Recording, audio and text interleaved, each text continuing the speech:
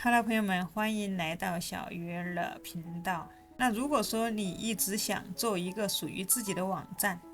但是呢，一想到建站，可能你会觉得很复杂，要写代码。今天这期视频呢，那你一定要看到最后啊！在这期视频里面呢，我会一步一步的教你用最简单、最稳妥、最适合新手的方法啊，从零开始搭建一个看起来非常专业的 WordPress 网站。那么整个过程全是实操，就算你之前全没有任何的基础，没有做过网站，只要跟着我今天的操作呢，也能顺利的把网站搭建出来。最重要的是呢，你看完这期视频呢，你不只是有了一个网站，还能把 WordPress 的后台呢搞得清清楚楚、明明白白。那么你会知道WordPress 的后台怎么用，怎么新建页面，怎么添加内容，怎么发布文章。而且这是一个纯小白的教程完全不需要动代码，也不用学设计。那么我会用的一个非常好用的拖拽式的工具就是这个它的名字叫 Elementor。我们简单的可以把它理解成你可以就像搭积木一样，做网站鼠标拖一拖，一个页面就出来了。那 Elementor 可以说是 WordPress 里面最受欢迎、最强大的页面构建器之一。那么重点来了我们今天用到的主题是免费的，插件是免费的。那么这个 Elementor 呢也是免费版用免费版的就可以。那这呢我们唯一需要花钱的呢，就是这个网站主机我们也可以把它叫做是服务器。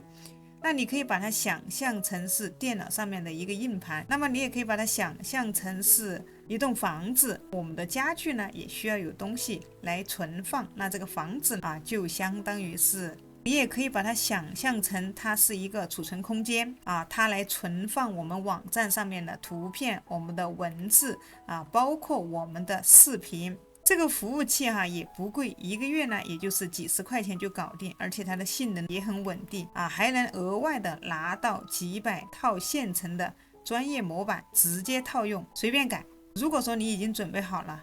OK， 那接下来呢我们就直接开始，从第一步呢把网站搭起来。这里小鱼儿用到的所有相关链接呢都会放在视频下方的描述栏和置顶评论区大家可以跟着我的步骤一步一步来。好，那首先呢，那我们就从一个网站的主机开始这个是我们建站必备的一个工具我们需要一个网站主机。那么什么是网站的主机不知道的朋友呢，那我们可以来问问 GPT我们直接问 GPT 我们在建站的过程当中呢，很多时候我们会使用到这个 GPT 它可以帮我们写文案，可以帮我们做很多的事情你可以把它当成是你的一个文案助手。那还没有 GPT 的朋友呢，视频下方的描述栏有 GPT 的一个成品账号，你可以直接购买当然想要把 GPT 用到极致，我们也可以直接去升级成 GPT 直接就把它升级成 GPT Plus GPT 怎么样去升级成 Plus 也可以同样可以用我们的代充平台来去把它直接帮你代充，因为我们自己国内的小伙伴你想要去升级很难。相关链接大家都可以在视频下方找到。接下来我们可以看一下什么是网站主机。那网站主机呢，你可以理解为网站的房子。那么更直白一点，你的网站就等于有家具，里面包含图片、包含文字、包含视频、包含画面。那同样呢，你还需要一个东西，就叫域名就是门牌号，别人通过它找到你。那么网站同样我们也需要一个域名比如说小鱼儿的顶上的这个就是小鱼儿的频道的域名，别人呢我直接发给别人，他用链接呢直接就可以打开就可以来到我的这个频道。那同样我们网站也是一样，你有了域名之后，你把你的域名发给你的亲戚朋友他们可以直接进入到你的网站里面。主机就相当于是房子，它专门来存放这些东西，比如说上面说的这些图片、文字、视频、页面这些。如果没有主机，那么你的网站就没地方放，别人呢也访问不了相信这样呢，大家就能够清楚的知道我们这个主机的是干什么了。所以简单一句话网站主机就是帮你把网站放到网上，并让别人随时都能打开的地方。如果没有主机的话，那你的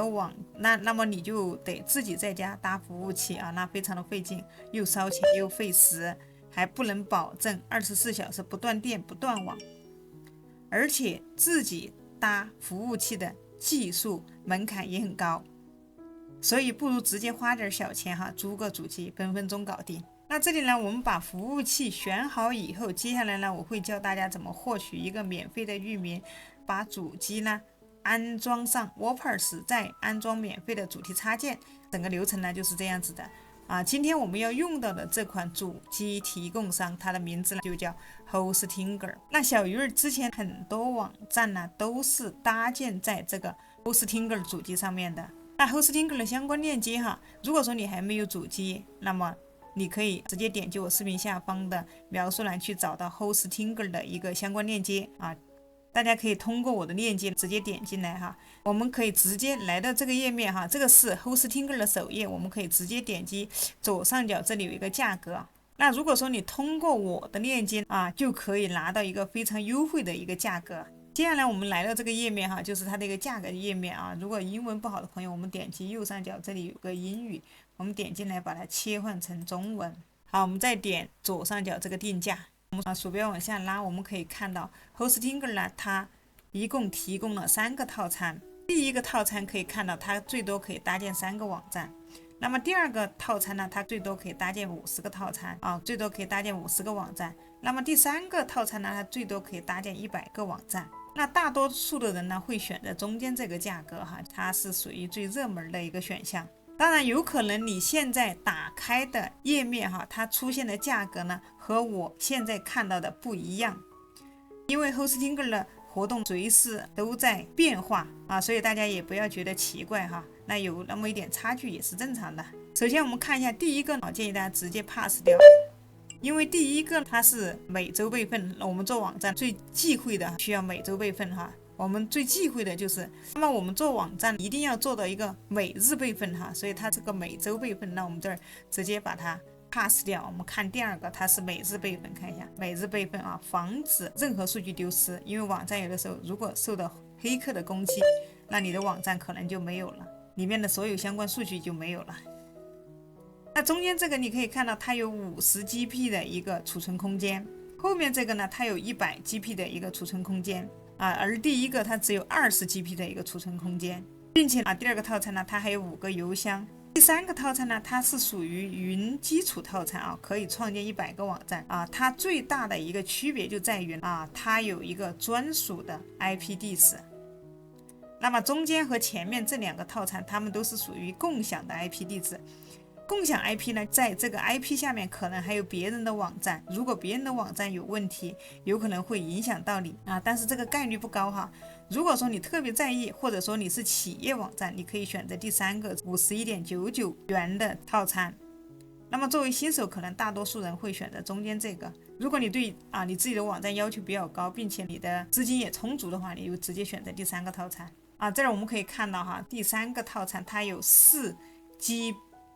的一个 RAM 啊，确保网站顺畅运行。大家知道，其实这个点其实是非常重要的啊。如果说我们进入到一个网站，半天都在这里加载中，半天这个网站打不开啊，那这个时候呢，我们可能就会立马离开这个页面啊，它对我们的一个访问是有很大的一个影响哈。所以这儿我们可以直接选择第3个套餐。好，那接下来我们要注重的一个点就是你要买多长时间啊？这里可以买48个月，也可以买1个月啊，也可以买12个月啊，也可以买24个月。这个套餐怎么选呢？那么我们做网站哈，肯定是长期做，你不可能做1个月、2个月，所以我们保底选择的是至少是选择12个月啊。如果说你可以看到我们这里选12个月啊，它每个月的是73.99一个月。那如果说我们选择48个月啊，它是51.99，刚才是73.99啊，差不多便宜了20元啊，所以这里呢，大家就可以考虑一下。如果说你长久做的话，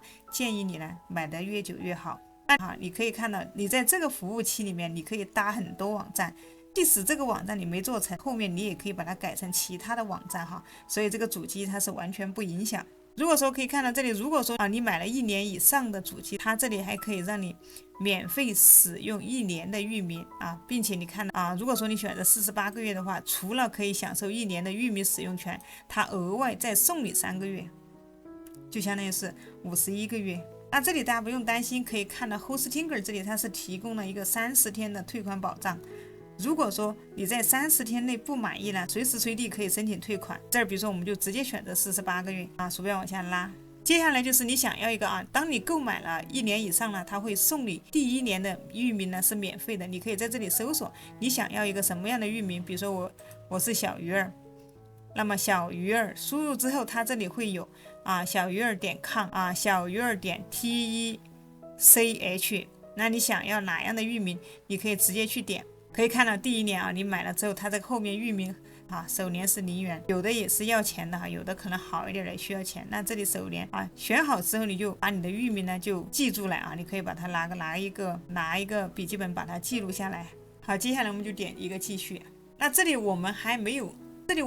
注册的朋友呢，这个时候呢，他会要求你注册一下这里我们直接输入你的邮箱，输入你的密码进行注册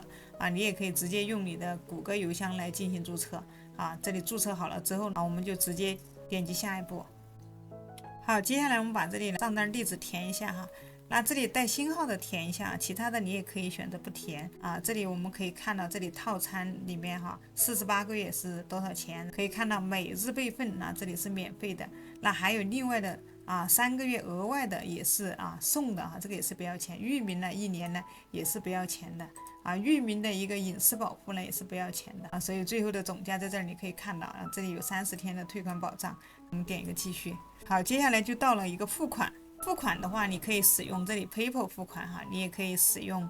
支付宝付款这里我们国内的小伙伴就直接点使用支付宝，直接点击这里提交付款。好，这里可以看到，那它这里显示的是美元不过没有关系，我们付款的时候它会直接帮我们换算成人民币我们直接付人民币就可以了，点击这里直接去付款。那付款成功之后下次我们想要进入网站我们直接来到 Hostinger 的首页这里还没有打开 Hostinger 的朋友，可以在视频下方的描述栏和置顶评论区呢找到 Hostinger 的链接我们可以直接点击这个右上角这里点击登录进来。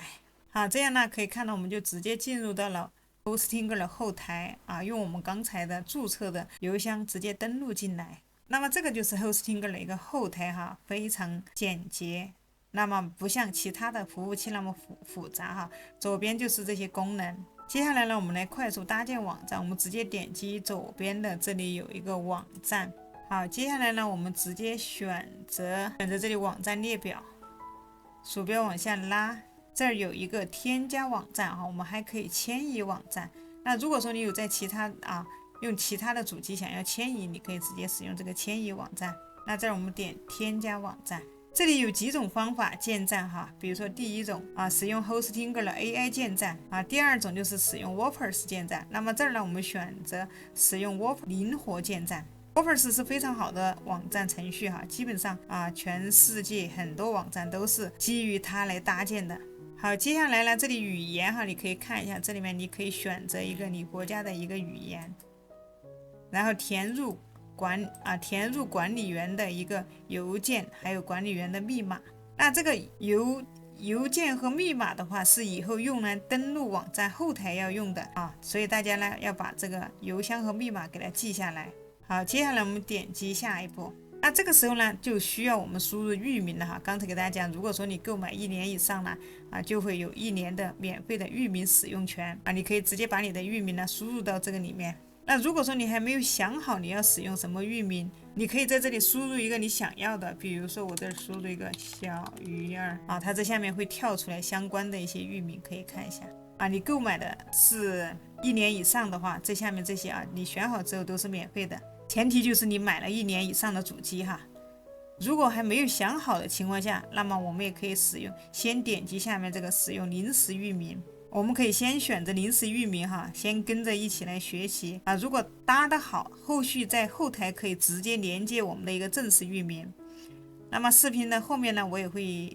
告诉大家怎么样用临时域名去连接到正式域名。好，接下来可以看到它正在帮我们安装它会把这个 Warpers 呢安装到我们的网站里来大概需要个2-3分钟。那大家可以先喝口水。那喜欢小鱼儿记得订阅我的频道哈，这儿呢所有相关链接大家可以在视频下方找到啊。如果说你想要更简单一点，想要使用 AI 建站，那么前面一期那小鱼儿也讲过用 Hostinger 的 AI 一键生成网站哈，感兴趣的伙伴可以来看一下我上一期的这个视频。好，这里马上就安装成功了。好，接下来他会问你哈，你是想要使用 AI 搭建网站，还是使用 AI 搭建网站，还是使用预建设网站和主题？那么这两个我们都不选，让它直接转至20。好，接下来这里呢是一个 Hostinger 的一个后台，那么我们直接鼠标在左侧把它回到这里有一个仪表盘这个呢我们就到了这个 WordPress 的一个后台。那在开始操作前呢先教大家一个重要的步骤我们鼠标回到左上角，这里有个房子，我们点一下，这里有一个查看站点，点一下它。那这个呢就是目前我们网站默认的一个首页什么都没有。那这个上面也是一个临时域名视频后面呢会给大家简单讲一下怎么连接到正式域名这是我们的首页，什么都没有。那接下来呢，我们怎么样再次回到后台我们鼠标点击左上角这里有个 W， 点击它就可以直接回到后台。那如果下一次的话，我们想要直接进入到网站后台，那我们该怎么办呢？第一个方法，你可以鼠标回到顶上这里，记住你的这个网站的域名你可以把它储存起来下次你可以直接用这个链接在这个新窗口直接打开它也可以直接带你来到这个后台。当然你也可以通过 Hostinger 通过 Hostinger 就是输入你的邮箱和密码也可以进入到后台这个呢是进入后台的方式大家可以记一下。好，那么接下来呢，我们来快速的来熟悉一下后台的这些功能。那如果说你想要新建页面，那么我们可以点击这里有个页面，在这个页面里面你可以看到如果说你想要新增页面，就点这里添加页面。比如说我想要加一个什么联系我们的页面或者关于我们的页面那你就可以直接在这里去添加页面。如果说我们想要写文章你可以看到这里有个文章，你可以直接点一下它那这里呢我们也可以直接点击这个左上角这里有一个写文章。那么如果说你想要给你的网站增加新用户鼠标往下滑，这里有个用户这里面有个增加用户你也可以直接去增加。那这里这个外观呢是什么呢？外观呢它其实就是网站的模板就是我们网站首页的这个模板，像这些网站这个首页的这个模板，这些就叫外观也可以叫主题。那接下来这个插件可以看一下，有已安装的插件，有这里面是已经安装的插件你也可以去安装一些新的插件点击安装插件。可以看到在这个里面呢，它的插件很多在这个 WordPress 的后台插件很多。那这个插件呢，它就相当于手机上的 APP 如果说你想要实现某个功能呢，你就可以安装相关的插件。那 WordPress 的插件市场呢，里面是超级多的基本上你想要实现的功能呢都能实现。做网站其实做网站本来很复杂但是 WordPress 呢把它变得非常的简单。好，那接下来呢，我们就进入正题。我们接下来第一步呢，我们先给网站增加一个新的主题我们鼠标回到左边。好，那接下来呢，我们就鼠标回到左边，点击这里有一个外观，点一下它进入外观之后呢，你会看到上面这里有一个安装主题。那默认呢 WordPress 呢，它会自动给我们这里默认会有3个主题在这里。这是默认安装的一些主题，如果我们不需要，我们可以把它删除怎么删除呢？点击放大，删除的目的呢，就是让它不要占用我们的空间在中间在下面这里有个删除，点击确认这个也是一样点击放大，点击下面这里有一个删除，点击确认。好，接下来呢，我们就去搜索一个去安装新主题这里点击安装主题。那可以看到 WordPress 它里面有各种各样的主题不管你想要做什么样的网站呢，基本上都可以实现。我们可以在这右上角这里搜索主题比如说我们要安装的是这个 ASTRA 的这个主题，你可以直接在这里搜那么就是紫色的这个主题那这里呢它已经直接就在这个热门主题里面，那我们就可以直接点击这里下面有一个安装。安装好之后，记得一定要再点一下这个启用。好，接下来呢，我们还要再安装一个非常好用的插件啊，它可以让我们的模板操作起来呢会更方便哈，更简洁。英文不好的朋友呢，我们可以把这个页面给它翻译一下哈。你可以在你电脑上面啊，在谷歌浏览器安装一个沉浸式翻译。好，我这儿点击一个翻译。那么我们可以直接点击哈，这里呢我们也可以去安装插件，也可以直接点这里立即开始建设。好了，这里我们就直接点击立即启用。启用之后呢，它会在你的网站啊安装一个模板。好，我们鼠标往下拉，我们这里直接点击这里，让我们开始。好，这里填一下个人的一些信息。那这儿呢，我们也可以直接选击下面这个，直接跳过。那么这儿还是点击这里跳过。好，接下来呢，他会问你，你是想要使用这个预设的模板啊，这种用 AI 模板，还是想要用一些经典的入门模板？那么我们不需要用 AI 哈，我们就点这里用模板构建。那这里需要注意哈，有可能呢在挑选模板之前，系统可能会让你选择页面构建器。那这儿没有选的了，那我们就不用去管它。如果说选择有页面构建器的话，你就可以去选择这个 Elementor。好，我们直接点这里用模板去构建。好，我们直接点用模板去构建。啊，这里稍微等待一下。好，这里加载完成了。刚才给大家讲了哈，这儿它会让我们去选这个页面构建器哈，但是这里呢，我们目前它没有跳出来让我们去选，怎么办哈？这一步非常的重要哈，那我们直接点击下面这里哈，可以看到左下角这里有一个返回，点一下它。好，那接下来可以看到这里就出现了两个，你可以第一使用 WordPress 它自带的一个编辑器，第二就使用这个 Elementor， 大家不要选错了，不要选第一个哈，我们直接选第二个 Elementor， 点一下它 ，OK 了。选到 Elementor 后呢，现在展示出来的所有模板呢，都可以去适配它。如果说你没有选的话，你的模板它可能就不支持这个 Elementor 啊。这里面有很多好的模板，那么这些模板大家要注意哈，可能有的它上面是带有这种黄色的啊，这个黄色底加文字的哈，这种是高级模板，是需要付费的啊。可以看到像这些哈，它都是需要付费的啊，大家不要点错了。那么我们就用免费的就可以了。这里面它有分类哈，大家可以看到这上面你想要什么样的模板，这上面它有分类，比如说这里啊有什么餐厅啊、酒店啊，这里什么水电工啊、快递啊，这儿有个人的一些啊什么沙龙这些啊、水疗啊，这里有技术哈。那每个行业的模板哈，这里你可以选一下啊，比如说这儿我们要用的个人网站，那比如说这里啊作品集或者简历啊，你可以直接或者说艺术家呀这种啊，你都可以点进来啊。比如说这种，我们一般用这种作品集的比较多一点。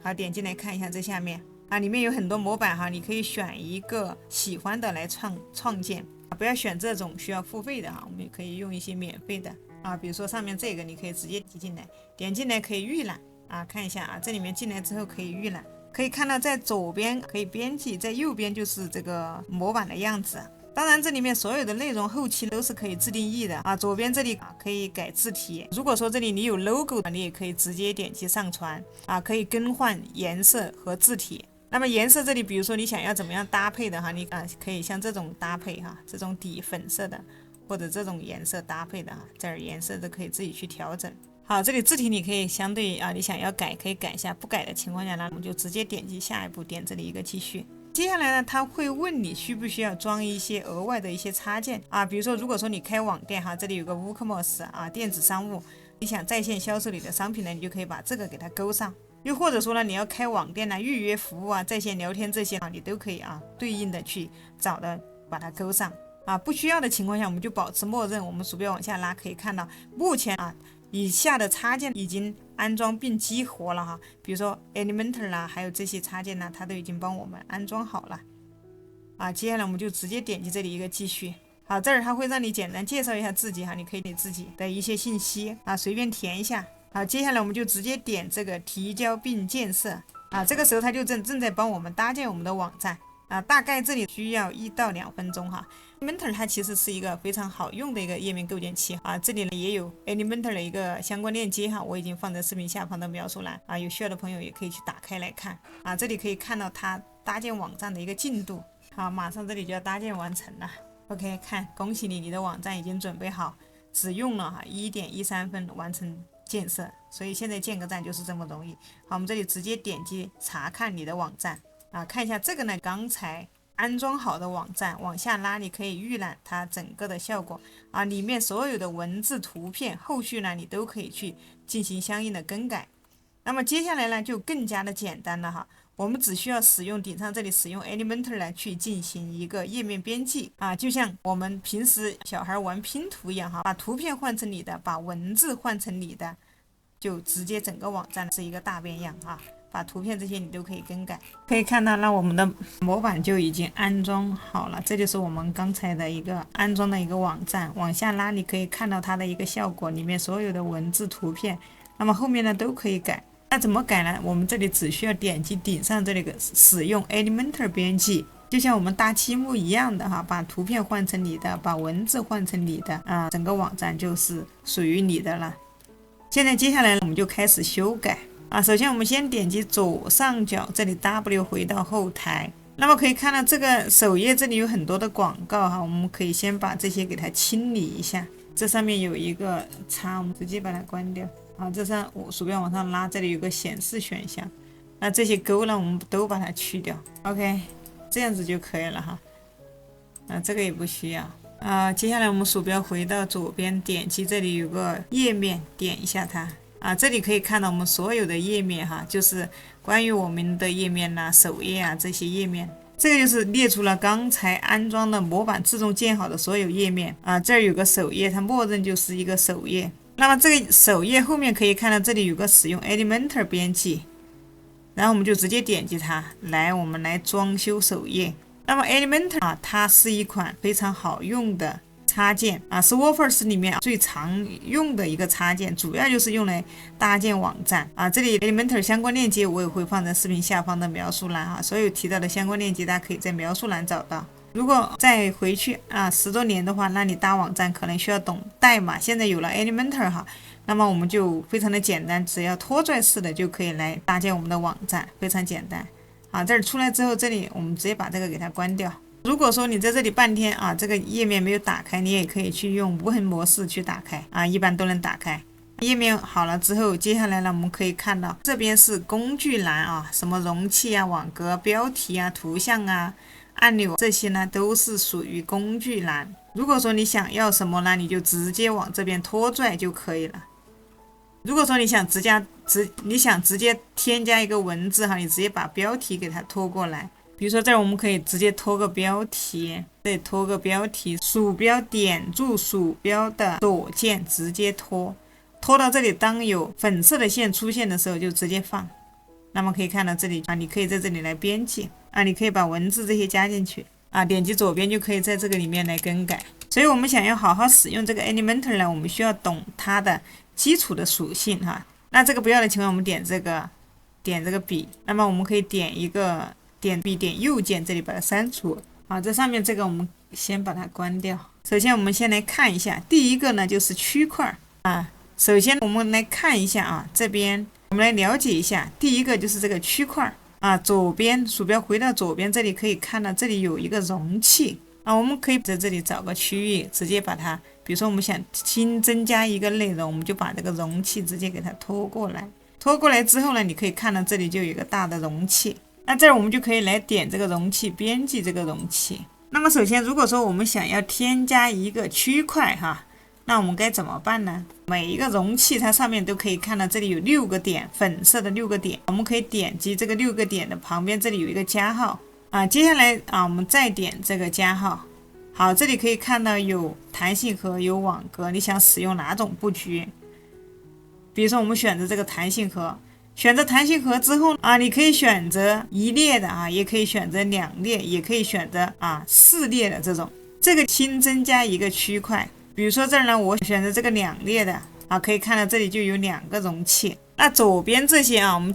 点这个加号是返回到所有的工具栏。那你可以看到左边这些文字图像视频这些呢，直接拖过来就可以。比如说在这里呢，在这边拖一个标题过来当它出现粉色我们就放手可以在这里增加标题，再点这个加号返回。那如果你不小心，本来我是想要拖一个标题，结果我把它拖成了文本编辑器，怎么办呢？那么我们可以点 Ctrl+Z 直接返回。或者说呢，我们直接点击上面啊，左上角这里有个历史啊，这个文本编辑器啊，你可以直接点击这上面这个历史呢，去把它回到之前的状态啊。你可以看一下啊，你要回到之前的状态，就直接回到之前的状态。又或者不小心哈，你这里不小心拖错了之后啊，你也可以直接点击这个选中这个框，点它的一个鼠标右键啊，这一点删除也是可以的。那么这个不要的情况下啊，这个我们刚才加的这个呢，我们也可以整个给它删除。可以看一下，这里有个删除容器，这个是我们刚才加的哈，这个我们把它删除。OK， 回到原来的样子。那如果说你想更改某个区域的内容，比如说这个区域我想更改它，那么我们直接选中它。那你想改哪里就点这个上面这个容器哈，可以看到这里有个长方形的样子，这个就是容器啊，选中这个容器。那么它每一个区块呢都有3个属性哈，这边有一个布局，有样式，有个高级设置。比如说我们想改里面的文字，你可以点这里后面有一个笔啊，这儿有个笔，比如说这里你就可以到选中之后呢，你就可以到左边这里来更改啊。你还可以在这个文字下面添加链接。那如果说你想改文字的一个样式的话，我们点这个样式啊，这里面有一个排版哈，这里可以点一下这个笔。那么字体的大小你也可以改，比如说我想让它字体大一点，你可以看一下，你可以调整它的大小。那么字体的粗细这里可以看到也是可以改的，行高这里啊，字间距这些啊，词间距这些都可以改啊。这里我们直接点这个笔给它收回去。接下来你还可以改这个文本的颜色，可以看一下这后面有个颜色，比如说给它换个颜色啊，这里你可以看一下，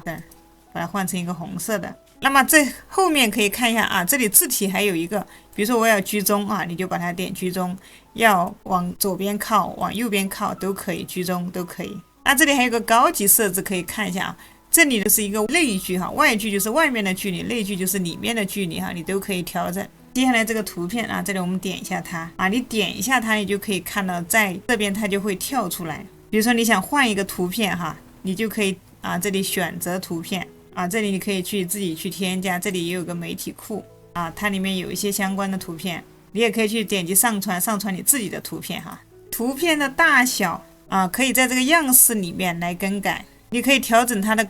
最大宽度啊，它的宽度、高度这些都可以调。如果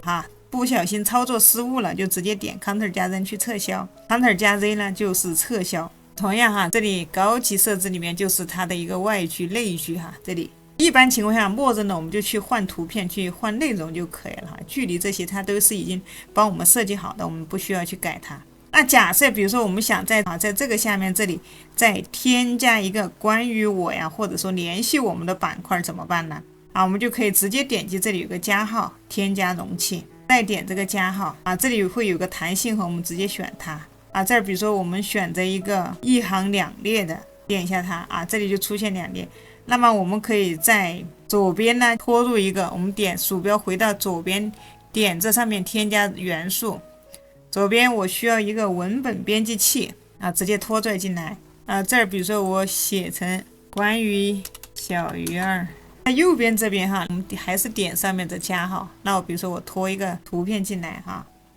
放到中间可以看到中间出现，点击放下接下来我来上传一张图片，这里正在上传这里上传之后，这里直接把它勾选之后点选择那么你可以看到这儿呢，我就把这个图片添加进来了。接下来呢，我还可以在左边点击这个加号，我再点一个文本编辑器直接把它拖拽过来。那我在这里再添加一段关于我的一个介绍，这儿比如说我让 GPT 帮我写一段这儿呢，其实很多文案方面我们就可以交给 GPT 如果说在这里你还没有 GPT 账号，那么在视频下方呢有 GPT 的一个成品账号，大家可以直接去购买也可以如果说你用的是免费版本呢，建议你升级成一个 Plus 也可以同样使用下面的去找一个代充平台直接去帮我们代充，因为我们自己想要去充的话可能有点麻烦。好，这儿我们就直接复制一下，点这个加号，我们把它粘贴到左边这里介绍就有了。接下来呢，我们鼠标还是点左上角回到这个加号，那我们还可以这里给它加一个按钮，拖一个按钮过来可以看到这里有个按钮，这可以把它改成比如说联系我，你也可以在这个下面把一个联系我们的页面呢链接呢把它放到这个里面比如说，或者说你想要把它跳转到你的哪个平台上面呢，你就把相关链接给它放在这个下面。放在这个下面的同时呢，你要设置一个在新窗口打开哈，这样它就不会把当前页面冲的没有了。如果说我们想让这个按钮好看一点呢，那我们还可以点击这个样式啊，下面有个边框圆角，那么这个颜色这儿哈，我们还可以给它改一下啊，给它添加一点背景颜色。图片的颜色这里你也可以是去改，也可以去改的。那么这儿还有个悬停哈，你可以看一下，悬停就是这个啊，你鼠标放上来的时候它会变色哈，在文本颜色我们看一下啊，比如说你看一下啊，当你鼠标放上去的时候，它会变成红色，或者说变成这个蓝色，鼠标放上来的时候啊，看一下哪个颜色它会更显眼一点。那如果觉得这里太小，我们还可以来调整它的大小啊，这个呢我们可以让它居中哈，让它居中，放到中间。那我们还可以让它变得更圆润一点，加个圆角啊，这下面边框圆角，比如说给它改成20啊，这里可以看到它就很圆了啊，改成一个圆角。字体的大小我们可以给它稍微大一点，看一下哈，这稍微大一点。那么这个可以看啊，这个字体也是，我们点一下这个笔，比如说这个字体我们想让它大一点，点一下这里有个排版，让它稍微再大一点 ，OK 啊，可以再大一点。啊，让它跟我们的这张图片匹配啊。如果说你觉得小，你也可以让它把这个字体给它大一点啊，字体再粗一点，这样子。那么整个布局哈，看一下啊，这简单的一个模块就做好了啊。通过这种一拖一拽的模式就可以啊，更改好一个完整的一个布局。那这个模块如果说你觉得它有点拥挤，我们可以点这里有6个点，选择这上面有个布局这里啊，调整它的一个最小高度啊，你可以看一下，可以拉一下啊，最小高度、宽度这些哈，你看一下都可以调整，也可以这里可以让内容居中，这个就是简单的从零创建一个新区块的方法。当然还有一种方法呢，你也可以偷懒哈。那么还是通过这6个点，这里比如说你想增加一个模块，还有个方法会更简单，点击这里，点这个加号。那么我们就直接点击这里哈，中间这里有一个像文件夹一样的，我们点一下它。那这里面就是 Elementor 有很多现成的一些模板啊，这里有分类可以看一下哈，关于我们这些各个啊，这模块都有啊，你想要什么模块你可以看到啊，这里有模块，这里有网页哈，这里还有模板。如果说你之前有保存一些模板，你也可以直接调用哈，它这个模块，比如说找一个啊，关于我们的模块哈，你可以看一下。这里可以直接点，这上面它有一些可能是需要付费的哈，有的是免费的。那如果要直接插入的话，可能需要先连一下 Elementor 账号哈。感兴趣的小伙伴啊，可以去注册一个 Elementor 的账号啊。在 Elementor 的相关链接呢，我也放在视频下方的描述栏里了。那这儿我们就可以这样子来插入。还有一个方法呢，给大家讲一下，一个小技巧，你点这个加号。其实就是通过这种方法哈，大家可以看一下，你可以来改里面，点这个笔，你可以更改里面所有的相关内容。每一个区块它都是这样一块一块建起来的，你想改哪里你就改哪里。那再给大家说一个小技巧，当有的时候你分不清哪个容器是哪个容器的时候呢，那么你就可以点击右上角这里有个结构啊，看一下啊，它平时不会展示，你点一下结构它就会跳出来。如果说你想快速定位到任意区块啊，比如说我想找到哪一个区块，你就点一下这个容器啊，它会直接给你跳到那个地方啊。比如说我想找这个啊，或者这个啊，看一下啊，它会直接跳到这个区域，并且可以看到它会出现一根红色的边框，那么你就去改对应的这个容器就可以了。那改好了之后呢，所有埋了，你把这个结构给它隐藏起来就可以了。那如果所有的页面都改满意之后呢，接下来我们就点击右上角这里就有一个发布，点一下发布啊，发布之后我们可以点这里可以看到有一个预览啊，我们可以来预览一下效果啊，看一下这个就是我们刚才的一个效果。好，接下来呢，来给大家讲一下怎么样去给网站增加一个新的页面。我们刚才是在预览的页面哈，我们可以直接点击上面这里有一个新建，新建这里面就有一个页面啊，你可以直接去点新建页面。那还有一个方法呢，也可以回到我们的后台，点击这里添加页面啊，可以看到它跳出来了一些好的啊，直接就是一些模块哈，你可以直接引用它这里面的模块。当然了，你也可以把它关掉。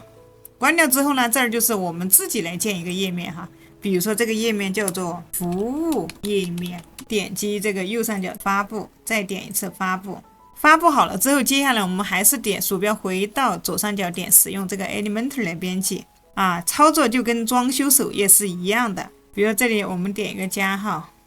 点弹性盒啊，这里我们需要2列。这儿我们先点这个左上角加号，我们先来一个标题啊，来一个再点加号，再来一个文本编辑器啊，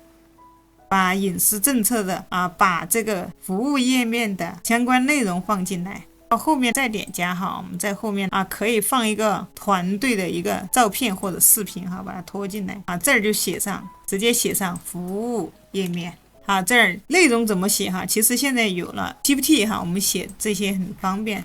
让他帮我写一个啊，可以看到 AI 啊，分分钟就帮你写好了。比如说这里我们复制一下，直接粘贴到这个里面啊。左边你可以添加一个团队的照片啊，点选择图像啊。如果发现这里我们的标题它重复了哈，很简单，我们找到上面的这里有个结构，那这个标题可以看到这有个标题，我们先把它隐藏 ，OK， 隐藏之后呢，那就出现了啊一个标题啊，这里点击发布。那我们这个页面就已经做好了，发布好了之后，接下来那下一步，如果说我们想把这个服务页面哈，我们回到我们刚才的预览的这个页面，那我们想把这个服务的页面呢，给它添加到我们的顶部的这个菜单栏，我们应该怎么样去添加？那我们鼠标往上看，这里有一个自定义啊，这是在首页的自定义，这里去点一下啊，在左边可以看到这里有一个菜单，点进去，这儿呢我们选择主菜单。啊，你可以添加项目啊，这儿你可以加文章，可以加标签啊，可以自定义链接。我们这里比如说添加项目，选择刚才的这个服务页面啊，它就会把它添加到这个顶部菜单栏里面来。我们再点一个发布。好，接下来你可以看到在顶部的菜单栏就出现了这个服务页面。那这个页面顺序哈，比如说我们还可以拖动它来调整它的顺序。那我把这个给它放到前面来看一下。当然，你也可以把它设置成一个子菜单哈，那你就往后放一点，它就是属于一个子菜单啊。你可以看到这边它就是在关于我们的下面啊，你要设成主菜单就往前放一点哈，这个就是菜单2级菜单。那你还可以自定义链接哈，比如说你想链接到你的油管频道哈，你可以输入链接文字和网址，同样点这个添加项目，然后在这里自定义链接。那么上面是网址哈，比如说啊，把小鱼儿的这个网址给它复制过来，粘贴到这里，把下面输入小鱼儿，这里点击一个啊，添加至菜单。接下来如果说你想改菜单的颜色哈，就返回自定义，点左上角这里一个返回啊，再点一个返回，接下来点这个页眉，这儿选主菜单啊，在这个设计里面点一下它。啊，这下面可以看到边框的颜色啊，下面文字的颜色、景的颜色、字体的颜色哈，这儿都可以改。甚至你要在这儿可以看到，你要加个什么背景这些都可以。改完之后记得点这里的一个发布。最后一步很关键哈，其实就是确保我们网站在手机上看起来也一样的完美哈，这叫移动端的一个适配。这儿我们使用的是 Elementor 呢，就很好实现。那我们还是回到这个首页哈。回到我们这个首页，点上面啊，使用 Elementor 编辑。顶部这里有个响应模式，可以看到有桌面、有平板、有手机这几个标识。那我们可以切换，比如说我们在平板端看一下啊，它里面怎么样啊？你也可以切换到手机端看一下啊，怎么样啊？如果说手机端你觉得某个内容不需要的话，那么我们也可以直接啊，你可以看到它这儿有个笔哈，这里你可以点编辑标题。直接点这里去删除就可以了。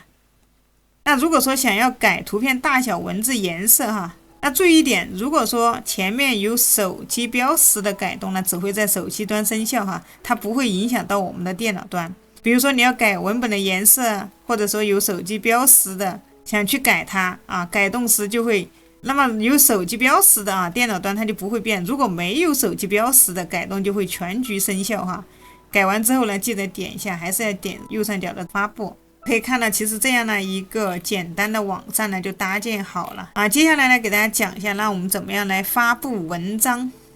还是回到我们的后台，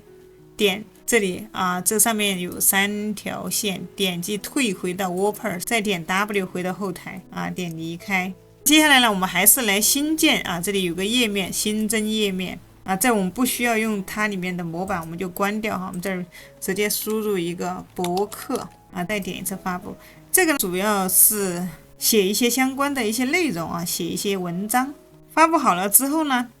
我们还点这个 W 回到后台，鼠标往下拉，这里有个设置，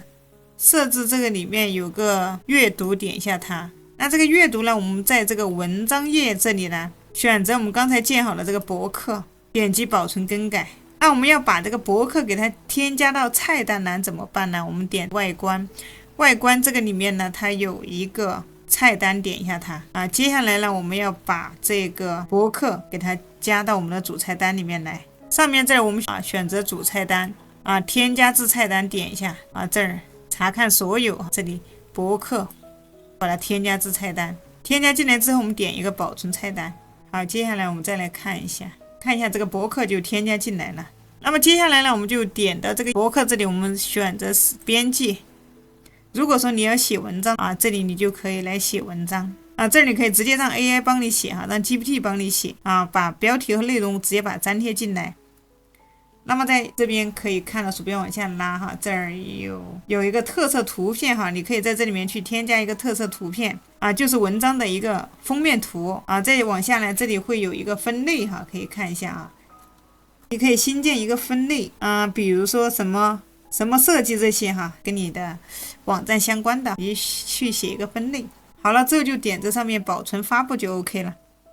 这样呢，你的文章哈，那别人就能看到你写的这个博客页的文章啊，他可以点进去阅读。这样其实一个简单的网站就搭建好了。他可以看到它是有我们的顶部菜单栏，有我们的底部页角都是有的。制作一个网站哈，其实现在就是这么简单。好了，今天呢，小鱼儿给大家讲的这期视频，如果说你想要深入了解 Elementor 搭建网站，我有给大家讲解过一期啊，之前有给大家讲解过一期3小时的非常详细的使用 Elementor 建站的一个教程哈，感兴趣的伙伴可以来看我的这期视频啊，我也会把相关链接呢放在视频的这个右上角啊，大家可以来看一下。另外呢，本期视频用到的服务器 Hostinker 的链接呢，我也放在视频下方的描述栏和置顶评论区。那么朋友们有需要的哈，可以暂停视频，点进去购买服务器来搭建自己的网站。有问题呢，大家也可以在下面留言哈，我们也可以一起学习交流啊。今天小鱼呢就给大家分享到这里了。如果说你想要了解